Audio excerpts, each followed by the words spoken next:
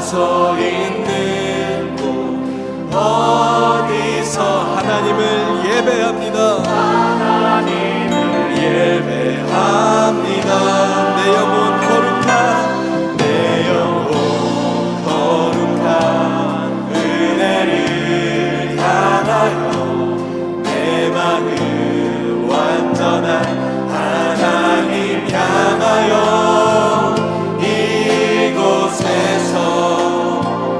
바로 이 시간 하나님을 내 영혼 거룩한 은혜를 향하여 내 영혼 거룩한 은혜를 향하여 내 마음 완전한 하나님 향하여 바로 이 시간 하나님을 예배합니다. 아멘. 오늘 이 시간 우리의 모든 예배를 받으실 주님께 우리의 모든 마음을 올려드리기로 원합니다.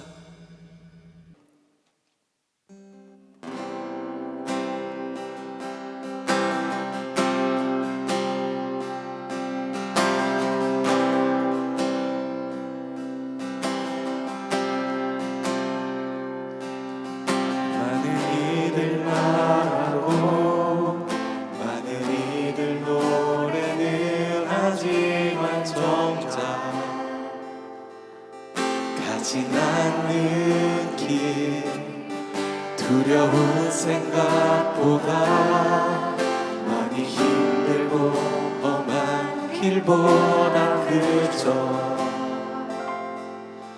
말로만 다시 한번 찬양합시다. 많은 이들 말하고 많은 이들 노래를 하지만 정작 가지 않는 길 두려운 생각보다 많이 힘들고 험한 길보다 그저 말로만 가려기에 점점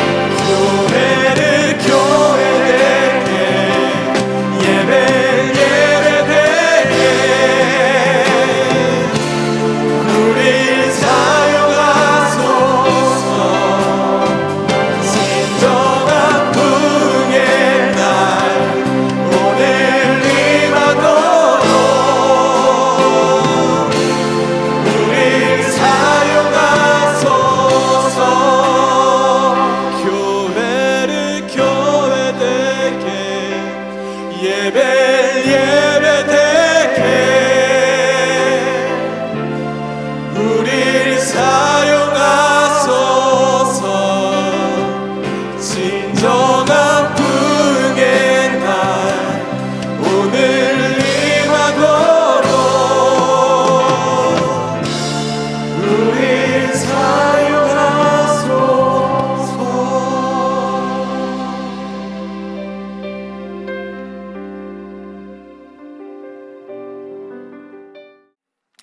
오늘 우리에게 주시는 하나님의 말씀은 창세기 35장 1절에서 7절까지의 말씀입니다. 구약성경 31면에 있습니다. 이제 찾으신 말씀 제가 읽고 마지막 구절을 함께 봉독하시겠습니다. 하나님이 야곱에게 이르시되 일어나 베델로 올라가서 거기 거주하며 내가 내 형 에서의 낯을 피하여 도망하던 때에 내게 나타났던 하나님께 거기서 제단을 쌓으라 하신지라. 야곱이 이에 자기 집안 사람과 자기와 함께한 모든 자에게 이르되 너희 중에 있는 이방 신상들을 버리고 자신을 정결하게 하고 너희들의 의복을 바꾸어 입으라. 우리가 일어나 베델로 올라가자. 내 환난 날에 내게 응답하시며 내가 가는 길에서 나와 함께하신 하나님께 내가 거기서 제단을 쌓으려 하노라 하매, 그들이 자기 손에 있는 모든 이방 신상들과 자기 귀에 있는 귀고리들을 야곱에게 주는지라. 야곱이 그것들을 세겜 근처 상수리 나무 아래에 묻고, 그들이 떠났으나 하나님이 그 사면 고울들로 크게 두려워하게 하셨으므로 야곱의 아들들을 추격하는 자가 없었더라. 야곱과 그와 함께한 모든 사람이 가나안 땅 루스 곧 베델에 이르고, 우리 마지막 구절 함께 읽겠습니다. 그가 거기서 제단을 쌓고 그곳을 엘베델이라 불렀으니 이는 그의 형의 낯을 피할 때에 하나님이 거기서 그에게 나타나셨음이더라. 아멘.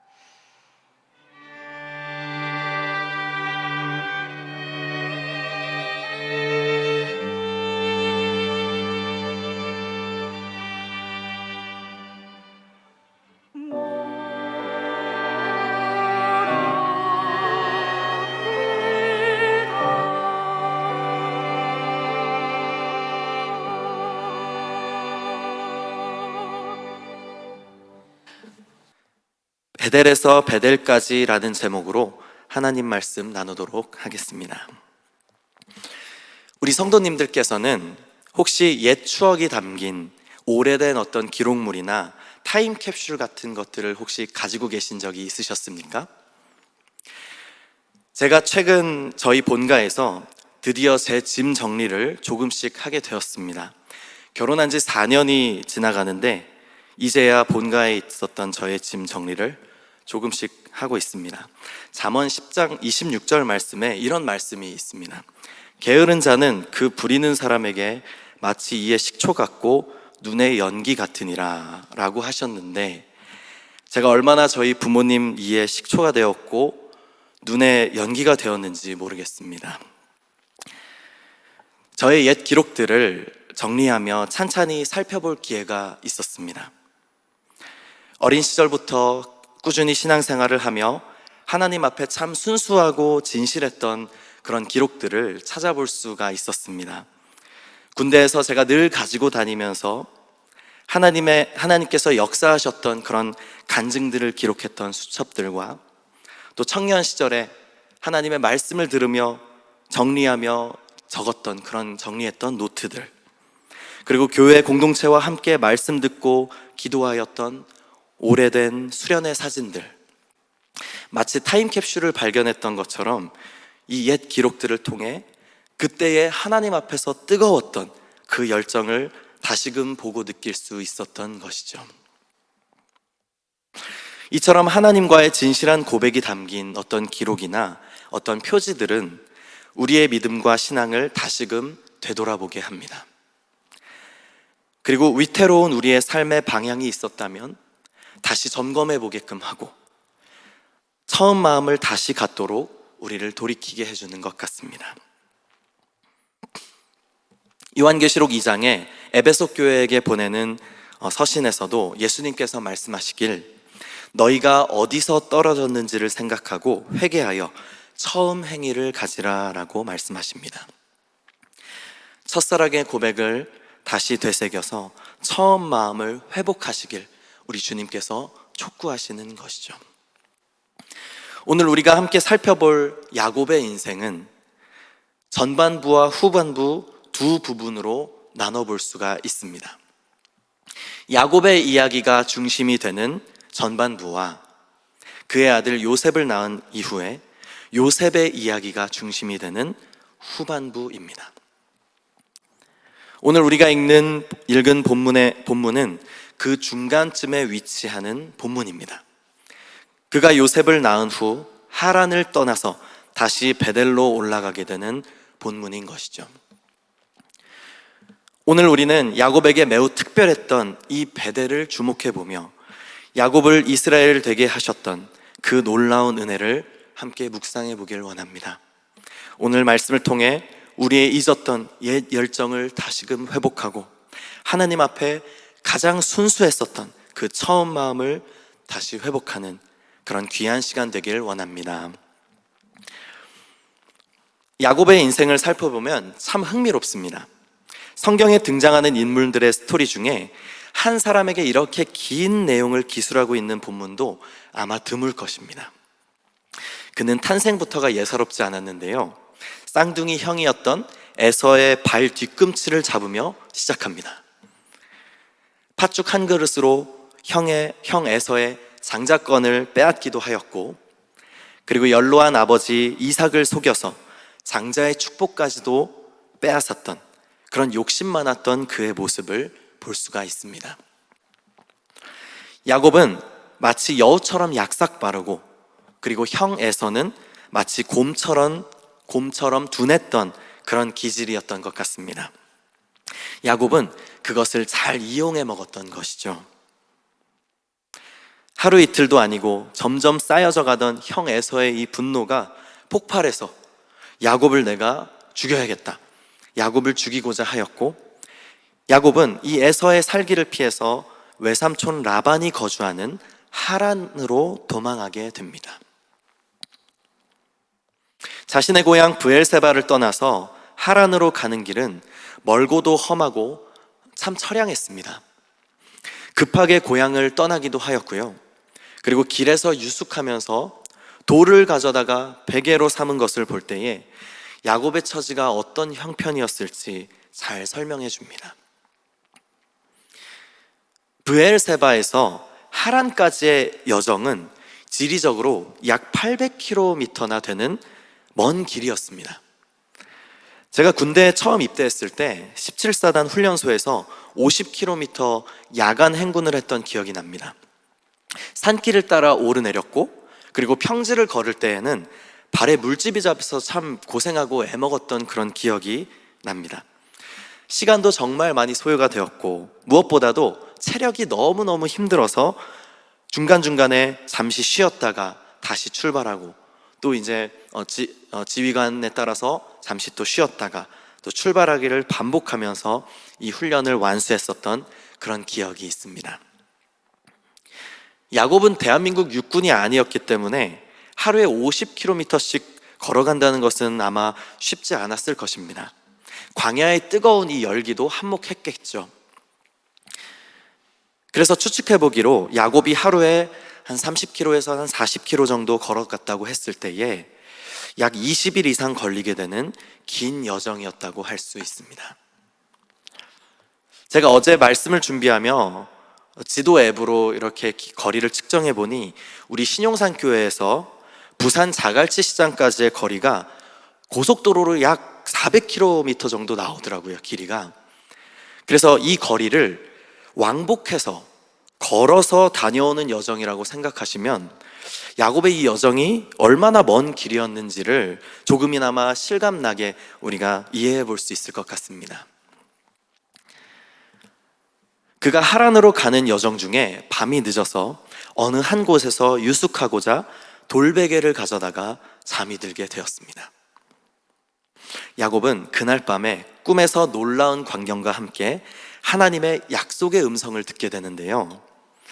너의 자손이 땅의 티끌과 같이 온 땅에 퍼져갈 것이며 모든 족속이 너의 자손을 통해서 복을 받게 될 것이다 라는 약속이었습니다.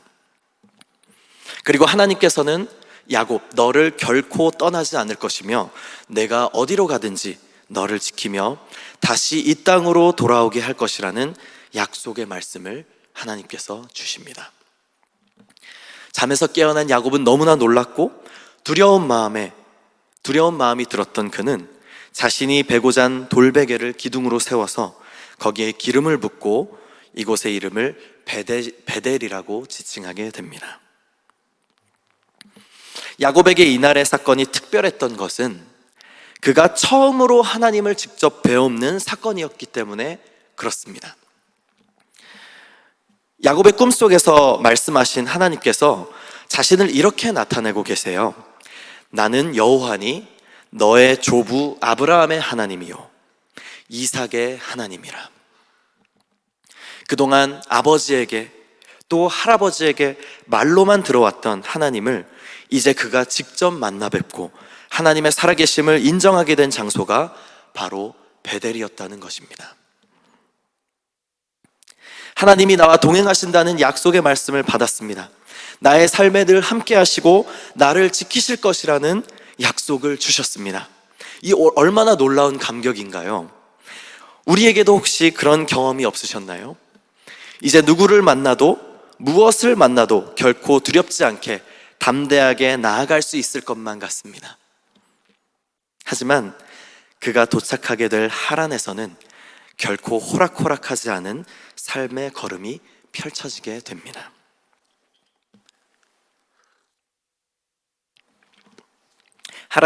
야곱이 하란에 도착했을 때 그를 가장 먼저 맞이해 준 사람은 라헬이라는 아리따운 여인이었습니다. 그녀는 외삼촌 라반의 딸이었고 야곱은 그녀를 사랑하게 됩니다. 야곱이 외삼촌네 집에서 오랜 기간 머물며 그가 사랑하는 여인인 라헬을 위해서 7년을 삼촌 밑에서 일할 것들을 약속합니다. 라반은 그 요구에 흔쾌히 응했는데 7년 후에 야곱과 라헬의 결혼식을 마치고 난 후에 무슨 일이 벌어졌을까요? 네, 신부가 딴 사람으로 바뀌어 있었던 것입니다. 라반이 말하길 이렇게 얘기를 하는 겁니다. 우리 동네에서는 동생이 언니보다 먼저 결혼하는 법이 없다. 그래서 그 신부의 얼굴이 라헬이 아닌 레아였던 것을 야곱은 깨닫게 되고 알게 되고 너무 놀라서 외삼촌 라반에게 찾아가 따지게 된 것이죠. 7년을 더 일하면 라헬도 주겠다는 아주 부당한 갑질을 당하게 됩니다. 결국 라헬을 위해서 7년을 더 일하기로 하고 레아와 라헬 두 아내를 야곱은 얻게 됩니다. 사랑하는 여인을 만났지만 그녀와의 결혼 생활도 이상하게 시작되었던 것이죠. 옛말에 그런 이야기가 있지 않습니까? 뛰는 놈 위에 나는 놈 있다고 하는데 야곱이 딱 그런 대상을 만나게 된 것입니다. 야곱도 속임수로는 한가닥하는 사람이었어요. 형이었던 에서를 속이고 연로한 아버지 이삭을 속였던 속임수라고 하면 야곱도 한가닥하는 사람이었는데 속임수의 귀재였던 외삼촌 라반은 그가 당해내기가 어려웠던 것입니다.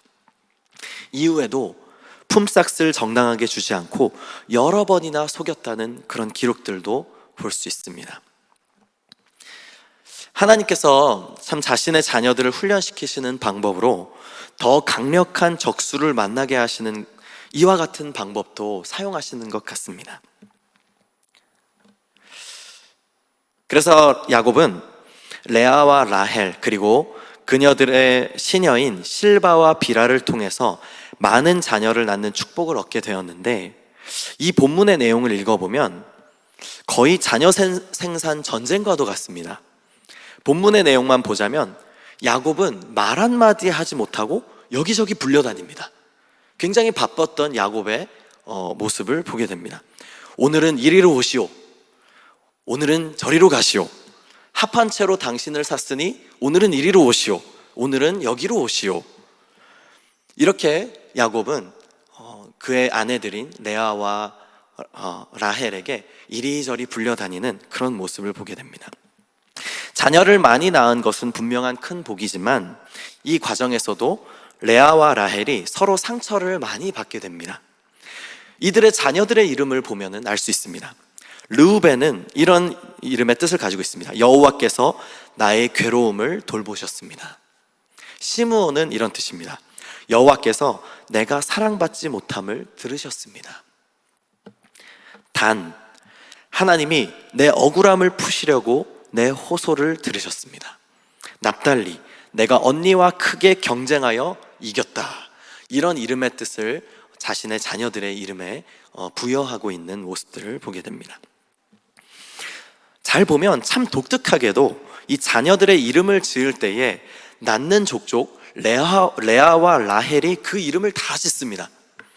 야곱은 겁이 많은 사람이었는데 두 부인에게 거의 잡혀 살았다는 것을 우리가 짐작해 볼 수 있겠습니다. 야곱의 11아들, 아직 베냐민을 제외한 야곱의 11아들이 이곳 하란에서 태어나게 되었습니다. 또 야곱은 이곳에서 살면서 자신의 정당한 이익을 주장하기도 참 어려웠습니다. 열심히 일했지만 정당한 대우를 받지 못하였고 자신의 양떼들 중에서 점 있고 검고 아롱진 것들만 야곱의 소유가 될 수 있었습니다. 사실 이것도 자신의 대가를 한 푼도 못 받을 것 같았던 야곱이 자신의 외삼촌 라반에게 먼저 제안했던 방법이었습니다. 하나님께서는 야곱을 도우셨고 많은 복을 주셔서 야곱의 정말 소출을 풍성하게 갚아주시는 그런 은혜를 베푸시게 되었죠. 참 외삼촌 라반이 야곱을 얼마나 괴롭혔는지 이쯤 되면은 거의 야곱의 외삼촌 라반이 정말 외삼촌이 맞는지를 한번 의심해 봐야 하는 상황인 것 같습니다. 성경 예레미야 22장 13절에서는 이렇게 말씀하고 계십니다. 불의로 그 집을 세우며 부정하게 그 다락방을 지으며 자기 이웃을 고용하고 그의 품삯을 주지 아니하는 자에게 화 있을진저라고 말씀하십니다. 오늘날 성경의 가르침을 기준으로 외삼촌 라반의 행동을 돌아볼 때 그것은 옳지 않은 행동이었던 것입니다. 야곱은 결국 견디다 못해 이제는 외삼촌의 집을 이 그늘에서 벗어나서 아내들과 자녀들을 데리고 다시 본향으로 돌아갈 계획들을 세우게 됩니다. 그런데 그가 오랜 기간 살아오며 만나보고 봤던 그 외삼촌 라반은 자신들을 결코 순순히 내보내줄 사람이 아니었던 것을 알았던 것이죠. 외삼촌 라반이 온 가족들을 데리고 떠나겠다고 하면 절대로 허락해줄 리가 없었습니다. 그래서 외삼촌이 다른 지역으로 업무를 보러 잠시 집을 비웠을 때에 야곱은 아내들과 합의하여 자녀들을 데리고 몰래 귀향길을 떠나게 됩니다. 하지만 이 계획도 결코 순탄치만은 않았습니다. 자신 몰래 도망간 사실을 알게 된 라반은 야곱에게 잔뜩 화가 났고 그를 붙잡기 위해서 7일 밤낮으로 추적해서 결국 그를 붙잡게 되었습니다. 붙잡힌 장소가 길르앗 산이라는 곳으로 지명을 기록하고 있는데요, 여기는 가나안 땅 초입에 해당하는 장소였습니다.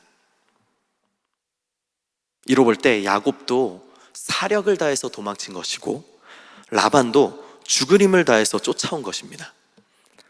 야곱의 입장에서는 어땠을까요? 얼마나 가슴 떨렸을까요? 외삼촌 라반은 이 야곱을 해칠 수도 있었지만 야곱을 만나기 그 전날에 하나님께서 라반의 꿈에 나타나셔서 야곱에게 선악간에 말하지 말라, 이렇게 라반에게 경고하시는 그런 장면들도 나타나게 됩니다. 하나님께서 야곱을 지켜주셨다는 것이죠. 창세기 31장 29절의 말씀입니다. 너를 해할 만한 능력이 내 손에 있으나 너희 아버지 하나님이 어젯밤에 내게 말씀하시기를 너는 삼가 야곱에게 선악간에 말하지 말라 하셨느니라. 하나님은 야곱에게 어떤 분이셨죠? 하나님께서는 야곱이 어디로 가든지 그를 지키시겠다고 약속하셨었고 그 약속을 신실하게 이루어가고 계셨던 것입니다. 장자의 축복을 가로챈 채 자신을 죽이고자 했던 형 에서를 그 이후에 이제 다시 만나게 되는 이 위험한 상황에서도 하나님은 야곱을 지켜주십니다. 그리고 야곱의 딸 디나가 세겜의 주장의 아들에게 욕됨을 당한 후에 시므온과 레위가 할례를 이용하여 세겜 족속을 멸절시킨 상황에서도 하나님께서는 야곱을 지켜주십니다. 하지만 야곱은 그것을 잘 깨닫질 못했는데요, 두려운 순간에 이리저리 살궁리를 하며 겁쟁이처럼 자신의 방법으로 늘 대처합니다. 어느덧 야곱에게 주셨던 이 베델에서의 그 약속과 하나님의 음성을 들었던 그 놀라운 감격은 까마득하게 잊어버리고 삶의 현실에 파묻혀서 이제는 하나님을 신뢰하는 것이 아니라 나 자신의 인간적인 방법으로 대처하는 것이 마치 당연한 삶의 패턴이 되어버린 그에게 하나님은 그가 다시 베델로 올라와 제단을 쌓을 것을 요구하십니다. 하나님과의 교제가 있었던 그 처음 감격이 있었던 그 자리, 바로 그 베델로 야곱을 부르시고 계시는 것입니다. 창세기 35장 1절의 말씀입니다. 함께 읽어보겠습니다. 하나님이 야곱에게 이르시되 일어나 베델로 올라가서 거기 거주하며 내가 내 형 에서의 낯을 피하여 도망하던 때에 내게 나타났던 하나님께 거기서 제단을 쌓으라 하신지라. 아멘. 야곱이 지나왔던 걸음을 살펴보면 참 순탄하지만은 않았던 것을 보게 됩니다. 그의 인생 말년에도 애구방 바로에게 말하길 내 나그네 길의 세월이 130년이니이다. 내 나이가 얼마 못 되니 우리 조상의 나그네 길의 연조에 미치지 못하나 험악한 세월을 보내었다고 말하기도 합니다. 그가 살아왔던 삶의 모양을 보면 힘들게 산 인생의 주름이 많았다는 것입니다. 그의 삶의 모습을 보면 한편으로는 우리에게 익숙하게 다가오기도 합니다. 우리가 인생을 살아오며 겪은 모양도 크게 다르지 않기 때문인 것 같습니다. 속고 속이는 치열한 세상에서 먹고 사는 문제로, 결혼과 가정과 자녀들의 문제로, 때로는 원치 않게 당하게 되는 많은 사건 사고의 문제들로, 그런 것들이 어우러지며 우리의 오늘을 살아가고 있습니다. 치열하고 바쁘게 살았던 우리의 인생을 되돌아보았을 때 정말 하나님을 뜨겁게 만나고 그분께 나의 삶을 맡겨드렸던 그때가 도대체 언제였는지, 이제는 무뎌져서 하나님과의 첫사랑이, 그 감격이, 그 기억이 희미해져 버린 현실을 살아가고 계시지는 않으십니까? 하나님 외에 다른 것들을 더 사랑하고 다른 것들을 더 의지하려고 하였던 우리의 모습은 없으십니까? 그런 우리에게 하나님께서는 그분과 처음 만났던 신앙의 감격이 있었던 그곳 베델로 나아오기를 원하고 계시는 것입니다. 성경의 인물들을 보면 자신만의 베델에서 다시 회복되어지고 하나님을 굳게 붙잡은 믿음의 인물들을 볼 수 있습니다. 대표적으로 어떤 인물들이 있었을까요? 바로 다윗입니다. 다윗의 베델은 어디였을까요? 이스라엘의 2대 왕으로서 하나님께서 그의 삶을 다듬어 가시는 그 훈련의 장소는 바로 광야였습니다. 사울 왕을 피해서 도망하게 된 그 광야, 그리고 자신의 아들 압살롬을 피해서 도망하게 되었던 그 광야, 그는 자신의 그 베델에서 이렇게 고백합니다. 시편 63편의 말씀입니다. 하나님이여, 주는 나의 하나님이시라. 내가 간절히 주를 찾되 물이 없어 마르고 황폐한 땅에서 내 영혼이 주를 갈망하며 내 육체가 주를 앙모하나이다. 골수와 기름진 것을 먹음과 같이 나의 영혼이 만족할 것이라. 나의 입이 기쁜 입술로 주를 찬송하되 내가 나의 침상에서 주를 기억하며 새벽에 주의 말씀을 작은 소리로 읊조릴 때에 하오리니 주는 나의 도움이 되셨음이라. 내가 주의 날개의 그늘에서 즐겁게 부르리이다. 아멘. 그는 하나님의 마음에 합한 왕으로서 성경에 기록되었으며 하나님을 사랑하는 순수한 신앙의 모델로 이 시대를 살아가는 우리에게 큰 도전을 주고 있습니다. 신약 성경의 사도 바울은 어땠을까요? 사도 바울의 베델은 어디였을까요? 사도 바울에게 있어서 베델은 단연 그가 다메섹으로 가는 길에서 예수님을 만났던 바로 그때였을 것입니다. 하나님께서는 그의 교만을 꺾으셨고 그에게 사명을 주셨습니다. 바울은 자신을 변호하는 그런 공회의 자리에 설 때마다 늘 이 사건을 되새기며 증언하는 것을 보게 됩니다. 다메섹으로 가는 길에 호련히 예수를 만난 그때가 바로 바울 자신의 베델이었던 것입니다. 사도들 중에 가장 장수하였던 사도 요한은 어땠을까요? 반모섬에 유배되어 외롭고 힘든 시간을 보내었을 것입니다. 그럴 때마다 그를 붙잡아 주었던 것은 예수 그리스도의 사랑입니다. 주님께서 보여주시고 가르쳐 주셨던 그 사랑에 대해서 깊은 이해가 있었던 사람이 바로 요한이었습니다. 성경의 가장 핵심적인 구절인 요한복음 3장 16절의 말씀도 하나님의 한없는 사랑을 기록하고 있습니다. 또한 그는 하나님의 사랑이 풍성히 담긴 요한 일서를 기록하며 교회들을 돌보고 지켜나갈 수 있었던 것이죠. 그의 베델은 예수님께서 직접 보이시며 가르치신 사랑이었던 것입니다. 야곱은 그 감격의 자리, 그 감격의 때였던 베델로 올라가기 전에 그는 지금까지 자신과 모든 가족들이 의지했던 세상의 방법과 우상들을 다 내려놓습니다. 상수리 나무 아래에 그들이 의지하였던 다른 방법이었던 그 모든 우상들을 다 묻어버리고 하나님의 임재를 만났던 그 베델의 자리로 다시 발걸음을 옮기게 됩니다. 창세기 28장에서 처음으로 이 베델이라는 곳을 언급하고 그 이후에 창세기 35장에 등장하는 이 베델에 다시 한번 베델로 올라가는 이 베델에 이르기까지 야곱 그는 정말 숱한 인생의 세월을 보내게 됩니다.